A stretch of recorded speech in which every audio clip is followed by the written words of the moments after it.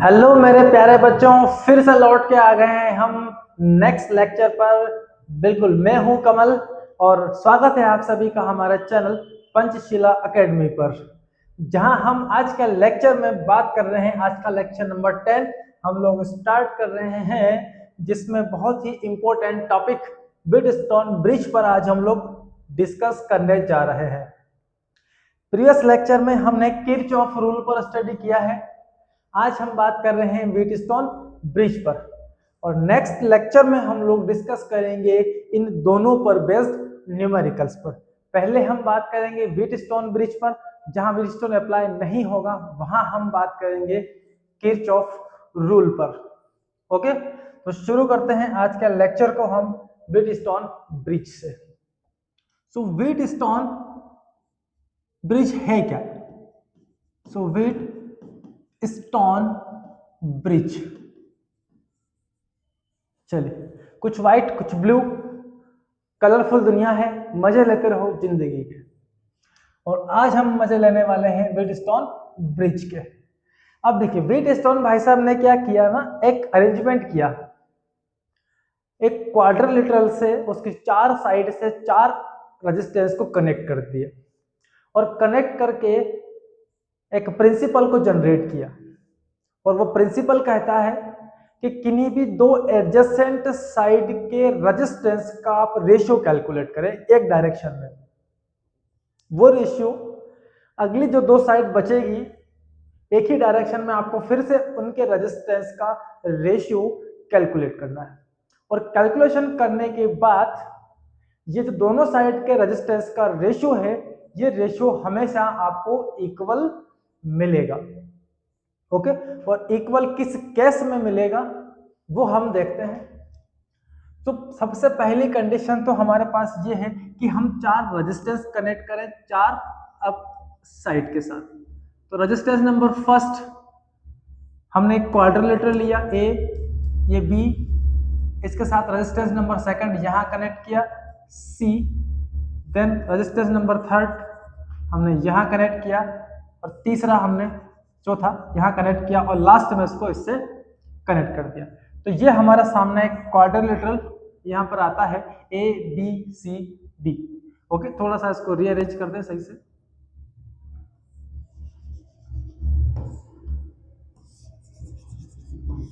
चलिए, तो इस तरह से ए बी सी डी हमारे पास एक क्वाड्रिलेटरल मिल जाता है, जहां पर आपके पास चार रेजिस्टेंस है P Q R and S.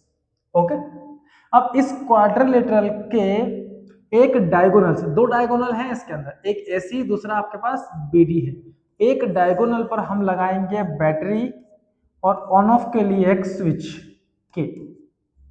तो डायगोनल एसी पर तो हमने लगा दिया एक्सेल। एक डायगोनल जो आपके पास बचा है उस पर कनेक्ट कर दीजिए एक गैल्वेनोमीटर, जिससे करंट की मेजरमेंट हम करने वाले हैं। क्या करना है, एक डायगोनल से बैटरी और एक डायगोनल से हमें क्या कनेक्ट करना है, गैल्वेनोमीटर। इन दोनों को आप एक डायगोनल पे कनेक्ट नहीं करेंगे, कहां कनेक्ट करना है, दो डिफरेंट डायगोनल पर। ओके, अगर आपने कनेक्ट कर दिया तो करंट सीधी ए से सी चली जाएगी, जो कि आपको नहीं करना है। तो या तो आप बैटरी को ए से सी पर कनेक्ट करें या बी से डी पर कनेक्ट कर दें। तो अगर आप बैटरी को बी से डी पर कनेक्ट करेंगे तो गैल्वेनोमीटर बचेगा, उसको आपको ए से सी पर कनेक्ट करना होगा। तो इस तरह से आपको दोनों डायगोनल पर ये अलग अलग दोनों को कनेक्ट करना होगा। तो ये इस तरह से हो गया हमारे पास एक अरेंजमेंट। अब व्हीटस्टोन का कहना है कि अगर पोटेंशियल एट बी बराबर हो पोटेंशियल एट डी के, इस केस में क्या हो सकता है, इस केस में होगा किसी भी एक डायरेक्शन में दो एडजेसेंट साइड के आप रेजिस्टेंस ले लें, इनका रेशियो हमेशा कैसा मिलेगा, आपको इक्वल मिलेगा। So the ratio of P by Q, ये दो एडजेसेंट साइड है, हमने लिया रेशियो P और Q का, P बाय Q इक्वल होगा किसके, हम यहां से इधर आए हैं तो यहां से फिर इधर आना पड़ेगा हमें अगली दो साइड के लिए, R बाय S। तो P by Q is equal to R by S। कब हुआ ये, जब potential at B equal to potential at D इस कंडीशन में ये रेशियो हमारा क्या होगा, इक्वल होगा। अब ये कंडीशन क्या है, तो इसे हम बोलते हैं बैलेंस कंडीशन। ओके, तो पहले हम जानते हैं बैलेंस कंडीशन कैसे निकालेंगे। बैलेंस कंडीशन, तो देखिए यहां से बैटरी से स्विच ऑन करेंगे तो करंट फ्लो होगी, यहां करंट जा रही है इसके अंदर I1 और यहां करंट जा रही है इसमें I2, तो करंट यहां जाके डिस्ट्रीब्यूट हो चुकी है। इससे यहाँ एक पोटेंशियल डिफरेंस क्रिएट होगा, करंट आगे जाएगी, यहाँ एक पोटेंशियल का लेवल आएगा, यहाँ से करंट आगे चल के जाएगी तो यहाँ भी पोटेंशियल का एक लेवल आ जाएगी, और यहाँ से ये करंट इधर इधर डिस्ट्रीब्यूट होगी। इधर फ्लो होने वाली करंट मान लें हम थोड़ी देर के लिए IG है, और यहाँ फ्लो होने वाली I3 है, और यहाँ पर करंट फ्लो होने वाली जो है वो I4 है। ओके, इन सभी का नेट सम करेंगे आप, तो बैटरी से चलने वाली करंट I यहाँ जो है उतनी ही आपको यहाँ मिल जाएगी। ठीक है, चलिए तो देखिए करंट यहां से I1 चलता है, जाता है B पर, और B पर जाने के बाद उसके पास जाने के लिए दो रास्ते हैं, तो दोनों रास्तों पे करंट चल सकती है, लेकिन कंडीशन है, कंडीशन यह कहती है कि इस वाले पॉइंट को एक वायर से गैल्वेनोमीटर कनेक्ट करते हुए हमने इस वायर से यहां कनेक्ट किया हुआ है। अब यहां से भी एक करंट फ्लो होकर आ रही है, तो इस वायर के इन पॉइंट्स पे भी कुछ पोटेंशियल क्रिएट होगा। अब इस वायर को हमने यहां टच किया तो हमने देखा कि B से करंट चल के आ रही है इस तरफ, और ये गैल्वेनोमीटर का इंडिकेटर हमको शो कर रहा है करंट इस डायरेक्शन में फ्लो हो रही है। क्यों फ्लो होगी, क्योंकि इस समय V at B is higher than V at D, तो यहां से करंट चलकर इस तरफ आएगा, कुछ करंट यहां से भी गया, तो जब V ग्रेटर देन D होगा उस केस में गैल्वेनोमीटर में मुझे क्या मिली, करंट।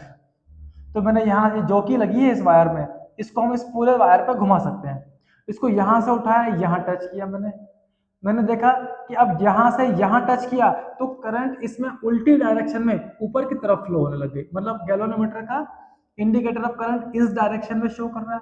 अगर मैं इसको यहां कनेक्ट कर रहा हूं तो करंट फ्लो हो रही है हमारी इस डायरेक्शन से इस तरफ, इसका मतलब है इस समय VD ग्रेटर देन VB है।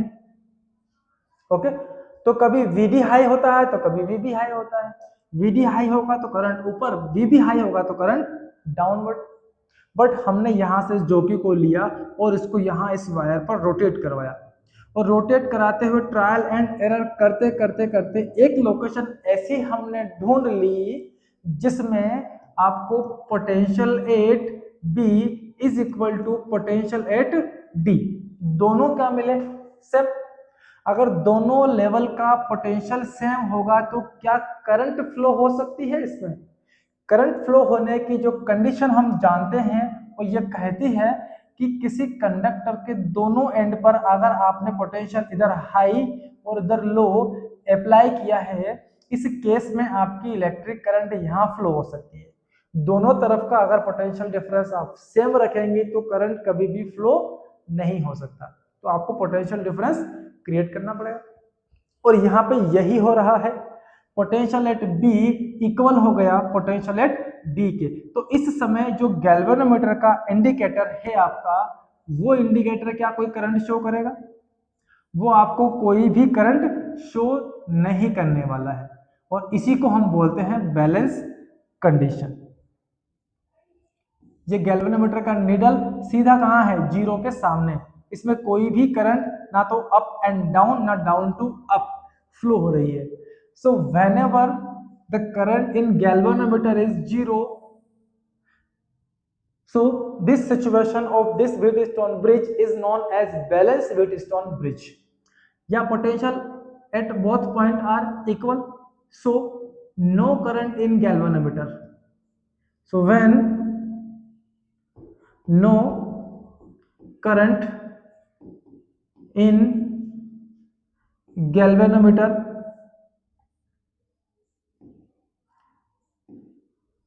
no current in galvanometer is called balance condition.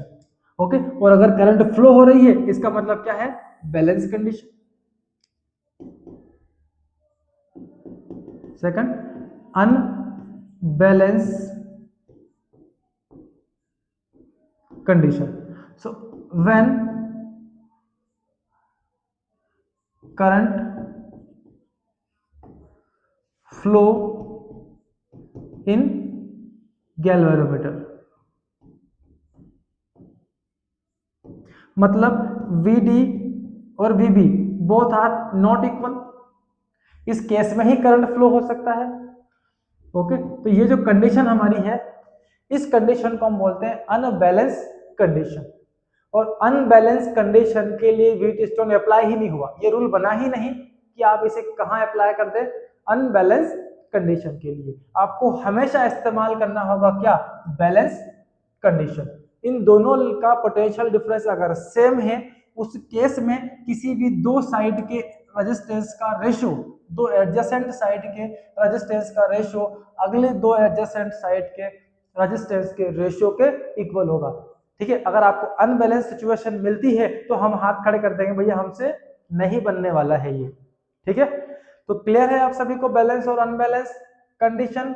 तो हम आते हैं इसके प्रूफ पर, कैसे हम इसको प्रूफ करने वाले हैं। ठीक है, चलिए स्टार्ट करते हैं व्हीटस्टोन ब्रिज का प्रूफ। तो सबसे पहले तो हमको क्वाड्रिलेटरल लेना होगा, वही चार रेजिस्टेंस लिए हमने,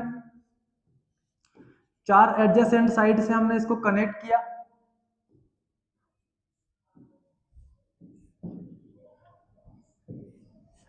ए बी सी एंड डी, एक डायगोनल से बैटरी लगा दो प्लस माइनस, एक स्विच लगा दो ऑन ऑफ के लिए, और एक डायगोनल से लगा दो आप क्या, गैल्वेनोमीटर। ये कनेक्ट कर दिया हमने इसके साथ। ठीक है, ये हमारा P है, ये Q है, ये R है और ये S है।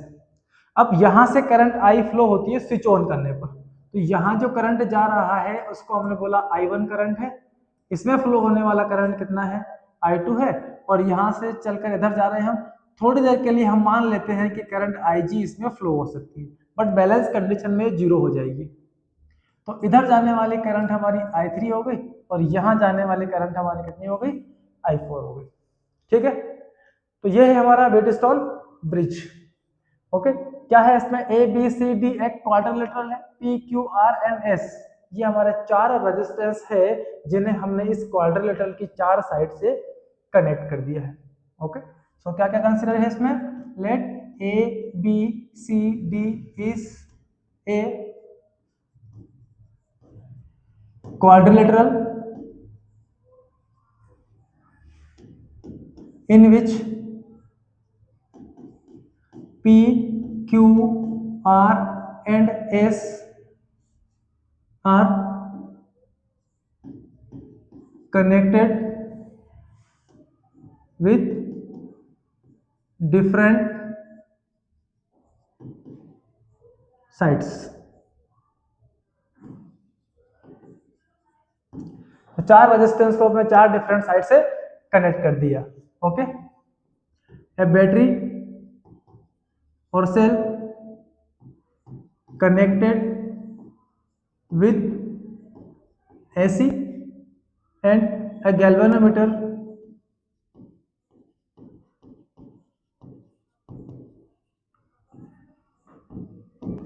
connected with BD। ठीक है, इससे कनेक्ट कर दिया। चलिए तो लेते हैं इस डायगोनल को, सॉरी इस क्वाड्रिलेटरल को, और अप्लाई करते हैं किरचॉफ का second rule means voltage rule. So by Kirchhoff's voltage rule, Kirchhoff के वोल्टेज रूल से हम अप्लाई करते हैं। तो वोल्टेज रूल जब भी लेंगे हम लोग क्लोज्ड लूप लगेगा आपको, तो हम एक क्लोज्ड लूप ले रहे हैं, इन क्लोज्ड लूप। और वो लूप कौन सा होगा, तो पहले हम लेते हैं ए से बी, बी से डी, डी से वापस ए, ये वाला क्लोज्ड लूप लेते हैं। ठीक है, डायरेक्शन का ध्यान रखना किस तरफ चल रहे हैं। तो क्लोज्ड लूप में net sum of potential across all the elements कितना होगा, जीरो कर लेते हैं। यहां से चले हम ए से बी पर, तो पोटेंशियल डिफरेंस मिला हमको I1 इंटू पी, और हम जा रहे हैं हाई से लो की तरफ, तो पोटेंशियल पॉजिटिव मिलेगा, पोटेंशियल डिफरेंस, पोटेंशियल गेन हो रहा है। प्लस बी से हम चले इस तरफ, थोड़ी देर के लिए मान लें कि करंट IG फ्लो हो रहा है, ओके, और यहाँ का रेजिस्टेंस कितना है G, तो हम अभी भी करंट के डायरेक्शन में, तो IG इंटू जी हो गया। फिर हम पहुंच गए D पर, और D पर जैसे ही पहुंचे यहाँ से I2 करंट नीचे आ रही है, हम उल्टा जा रहे हैं A पर, तो हमें साइन नेगेटिव यूज करना होगा, I2 इंटू रजिस्टेंस R। इन सभी का नेट सम कितना होगा, 0। अब देखिए यहाँ पर, बट हम किस कंडीशन में बात कर रहे हैं, बैलेंस कंडीशन में। तो but in balance condition, balance condition में तो IG कितना होता है, 0। IG 0 होने से 0 हो गया, तो क्या मिला हमको, I1P minus I2R is equal to 0। So I1P is equal to I2 into R। ये I1 इंटू क्या है, P, ओके। तो I एक तरफ कर लेते हैं, सो यहां से मिला I1 divided by I2 is equal to क्या मिला, P upon R, okay. Sorry, I2 यहाँ डिवाइड में गया I1 के, तो I1 बाय I2 हुआ, तो P कहाँ जाएगा, R के डिवाइड में, तो ये R बाय P, इसको बनाते हैं इक्वेशन नंबर फर्स्ट। ठीक है बच्चों, तो ये हो गई हमारे इस क्लोज्ड लूप का डिस्कशन। आगे हम दूसरा लूप पर चलते हैं, वो लेते हैं B C D B, और इसमें भी हम इसी डायरेक्शन में ऐसा चलते हैं, B से C, फिर C से D, और D से कहां जाएंगे हम, वापस B पर। तो नेक्स्ट क्लोज लूप चल रहे हम, इन closed loop B C D and B, okay. तो यहां से हम जब चले B से C पर, तो करंट की डायरेक्शन में ही चल रहे हैं, हाई लेवल से लो लेवल की तरफ, पोटेंशियल गेन होगा I3 इंटू Q, तो ये पॉजिटिव आएगा,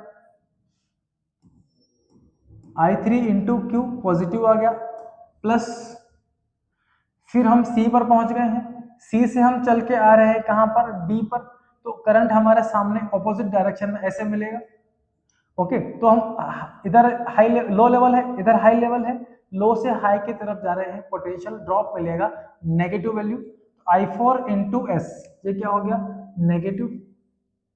तो यहां पर ये प्लस की जगह हमें लगाना होगा माइनस I4 इंटू एस, और लास्ट इसमें हम करंट की डायरेक्शन ये मानकर चले थे, तो इसमें ऊपर जाएंगे तो ये माइनस हो जाएगा, वैसे तो IG 0 है, तो minus IG into G is equal to 0, but in balance condition IG कितना हो जाता है, 0, हटा दो इसे, सो I3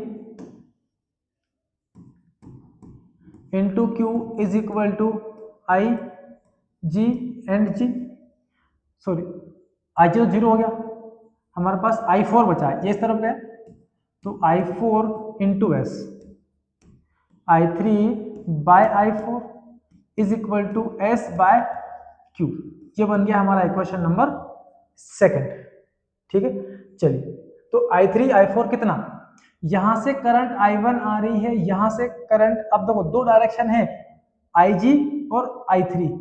आपने बोला कि ये बैलेंस कंडीशन है, और बैलेंस कंडीशन में यहाँ का पोटेंशियल इक्वल है, इक्वल होने से क्या करंट IG आपको मिलेगा इसके अंदर, बिल्कुल भी नहीं, ये करंट मिल ही नहीं सकता यहाँ पर, क्योंकि पोटेंशियल दोनों का कैसा हो गया हमारा, सेम, ओके।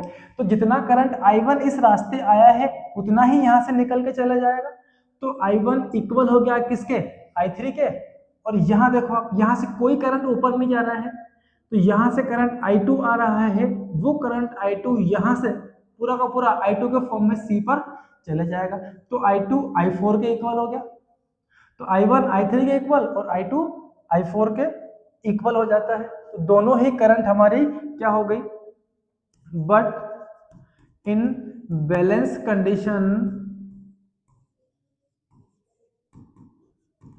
ये किरचॉफ का फर्स्ट रूल लग गया भैया, यहाँ पर एक जंक्शन पर आने वाले जाने वाले का net sum, so I1 is equal to हो गया I3 and I2 is equal to हो गया क्या, I4, दोनों वैल्यू यहाँ रखते हैं, तो ये I1 I3 की जगह पर I1 और I4 की जगह पर हमने रख दिया I2 is equal to S by क्या मिला हमें Q।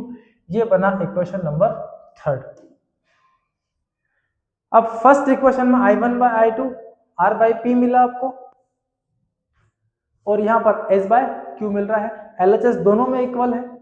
So by equation first and third R by P is equal to S by Q। और हमने क्या डिस्कशन किया था, जब बैलेंस व्हीटस्टोन ब्रिज होगा उस केस में किसी भी दो साइड का रेशियो अगले दो साइड के इक्वल होगा। यहाँ पे क्या मिला हमें R बाय P, तो P को यहाँ ले आओ, S को यहाँ ले आओ। तो यहाँ जो मिल रहा है हमें रिजल्ट फाइनली वो क्या मिला R by P S by Q। Okay, ऐसा भी कर सकते हो आप, P को यहाँ ले आओ, P upon Q is equal to हो जाएगा P यहाँ चला गया S यहाँ चला गया, R बाय S ये भी इक्वल है। ओके, कैसे भी ले लें आप, एक डायरेक्शन में दो रेजिस्टेंस लेने हैं हमें, या तो P by R equal to Q by S कर लें, या P by Q equal to R by S कर लें, या S by Q equal to R by P कर लें। कैसे भी हो, दो एक ही डायरेक्शन में जो आपने एक के लिए यूज किया है वही अगले वाले साइड के लिए भी आपको यूज करना होगा, तभी आपको रेशियो से मिलेगा। ऐसा नहीं होगा कि R का रेशियो Q के साथ और S का रेशियो P के साथ, ये अपोजिट साइड से, इनमें आप इक्वल नहीं कर सकते रेजिस्टेंस को। ओके, तो यहाँ पर 5 रेजिस्टेंस थे टोटली, इसका खुद का अपना भी क्या है रेजिस्टेंस, तो इन 5 में से आप इसको डायरेक्ट उड़ा सकते हैं। कब, जब आपको बैलेंस कंडीशन यहाँ पर मिल जाती है। ओके, और बैलेंस कंडीशन जब मिल जाता है तो फिर क्या ही रखा है, ये आपके पास क्या मिल जाएगा, 4 रेजिस्टेंस का रेशियो आपस में एक दूसरे के इक्वल हो जाएगा। ऐसे ही मान लीजिए ये आपके पास एक रेजिस्टेंस है, यहाँ से अगला लगा रखा है, यहाँ से हमने एक रेजिस्टेंस इसमें लगा दिया, एक इसमें लगा दिया, और यहाँ पर हमने एक 5वां रेजिस्टेंस लगा दिया। अब इसको तो कनेक्ट कर दिया बैटरी से और इस वाले को बैटरी के नेगेटिव एंड से, ये प्लस है ये माइनस है, सबकी वैल्यू 2 2 2 2 और ये 5 है। अब 5 रेजिस्टेंस है, ना सीरीज काम आएगा ना पैरेलल। इस केस में इस तरह की प्रॉब्लम को हम कैसे सॉल्व करेंगे, तो इसके लिए बनाया गया है व्हीटस्टोन ब्रिज। देखिए, इसका इसके साथ रेशियो निकाला 1 आया, इसका इसके साथ रेशियो निकाला 1 आया, तो दोनों साइड का जो रेशियो है वो एक दूसरे के इक्वल है, 1 1 1 इक्वल टू 1। इस केस में व्हीटस्टोन बैलेंस हो गया, और बैलेंस कंडीशन में इस 5वें वाले को आप डायरेक्ट क्या कर सकते हो, उड़ा सकते हो। अब बचे हैं आपके पास 4 रेजिस्टेंस, यहाँ लगा सकते हो आप सीरीज और यहाँ लगा सकते हो आप फिर से सीरीज। इन दोनों का जो नेट रिजल्ट आएगा वो हो जाएगा क्या, हमारा पैरेलल कॉम्बिनेशन। ओके, सीरीज में 2 + 2 4 हो गया, ये पहला रेजिस्टेंस, दूसरा रेजिस्टेंस, ये नेक्स्ट इसके साथ अगला, और इस तरह से ये प्रिपेयर हो गया। सब 2 2 ओम के हैं, ये 5वें का काम खत्म। इन दोनों को सीरीज में सोल्व किया, कितना आया 4 ओम, फिर इन दोनों को सोल्व किया, कितना आया, ये भी 4 ओम, 4 और 4 को पैरेलल में सोल्व किया, आंसर आया हमारा 1/2 ओम।